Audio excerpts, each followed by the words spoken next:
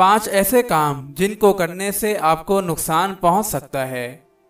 Number 1، کھانا کھانے کے فوراً بعد سونے سے بچیں۔ نمبر 2، کھانا کھانے کے فوری بعد نہانے سے بچیں۔ نمبر 3، کھانا کھانے کے فوراً بعد سگریٹ نوشی سے بچیں۔ نمبر 4، کھانا کھانے کے فوری بعد پھل کھانے سے بچیں۔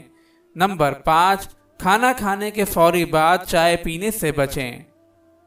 5 ایسے کام جن کو کرنے سے آپ کو نقصان پہنچ سکتا ہے۔